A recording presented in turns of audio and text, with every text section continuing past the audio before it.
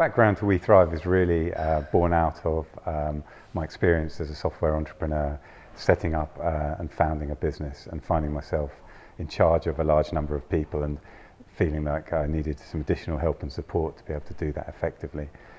I worked for the organisation I founded for 5 years, and through an earn-out when we sold that business for another 2 years for a much larger organisation, and I saw the same challenges where line managers were expected to help their team to perform better, to be engaged or motivated, yet they either A, didn't have the knowledge and experience to do that, or were under significant time pressures and therefore didn't have the bandwidth to do it.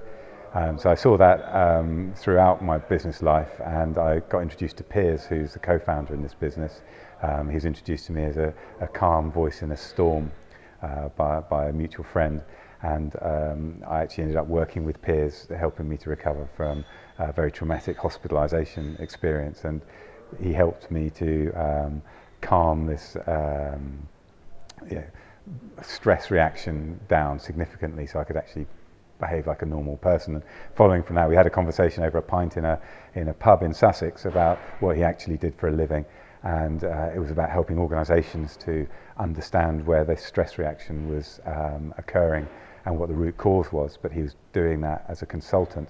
And so what we did was discussed whether we could take my software as a service online expertise and Piers's business psychology expertise and put those together to found a business that could enable an organisation to achieve the same outcomes of a calmer, more collaborative and effective workforce.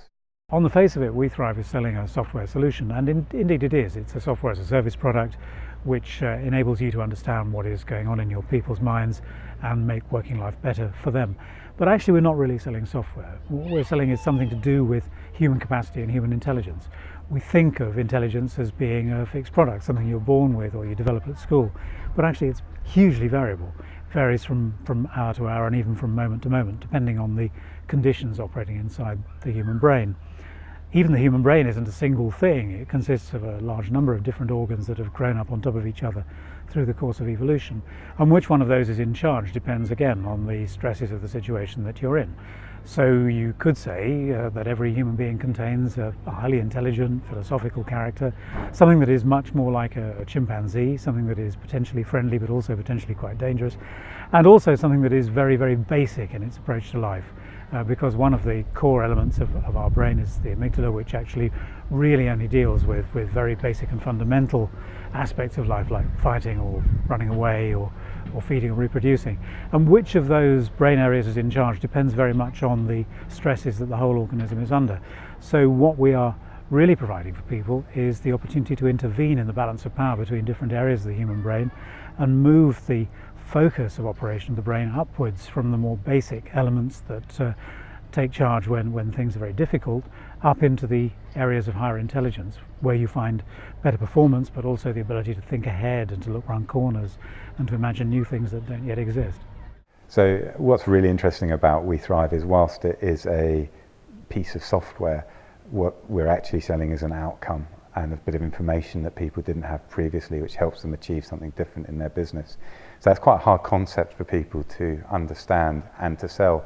However, we have our exercise called the Polar Bear, which is where we actually ask people just to think back to the best job that they ever had. What were the factors or attributes of that workplace that made that so good for them? And they often talk about the people they were working with, the project that they were doing, who benefited from it. There's a whole raft of different things that come out, but there are always consistent themes. And then we ask them, how do they typically feel going into work in the morning to that role? And how do they feel at the end of the day when they'd finished working hard all day? And what we tend to find is that when we do that exercise, we build a very strong shared agreement over how we want their staff to feel in the organisation. And it's very simple to then explain to them how our 4C model for intelligent performance maps onto those sets of attributes and feelings, and how we can show them how close to that ideal state the individuals in their organisation are, and where the opportunities are to improve that for them. One of the things that we're seeing now from our customers who've been with us for a couple of years is that quite unexpectedly sick rates are dropping, which wasn't something that we'd ever sold as a benefit of using WeThrive, but it actually turns out that over the longer term, if you understand and intervene in the areas where working life is difficult for people, they end up choosing to come in rather than stay at home on days when it might be a marginal decision. When they could possibly take a duvet day, they often come into work instead because at work they're having a good time.